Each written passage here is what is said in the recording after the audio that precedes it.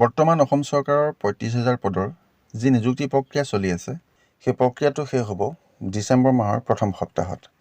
একেটা দিনত একেটা অনুষ্ঠানত কৰা নহয় নিযুক্তি পত্ৰ বিতৰণ। ৰেণ্ডমাইজেশ্যন, এল'কেশ্যন, পষ্টিং অৰ্ডাৰৰ কাম শেষ হোৱাৰ পিছতে বিভাগ অনুসৰি বেলেগ বেলেগ দিনত নিযুক্তি পত্ৰ দিয়া হ'ব। এসপ্তাহৰ ভিতৰত ঘোষণা হ'ব নিযুক্তি পত্ৰ বিতৰণৰ দিন।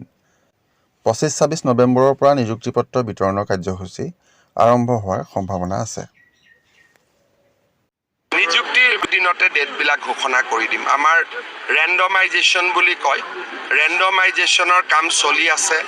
তাৰ পৰা পষ্টিঙৰ কাম চলিব, প্ৰায় ১০-১৫ দিনৰ এটা প্ৰক্ৰিয়া আছে। নৱেম্বৰ অক্টোবৰ মাহটো আমি কোনো কাম কৰিব পৰা নাই, সকলোৰে আপোনালোক সকলোৱে জানে পৰিৱেশ। নৱেম্বৰত আমি নিযুক্তিৰ প্ৰক্ৰিয়া আৰম্ভ কৰিম, ডিচেম্বৰত আমি শেষ কৰিম।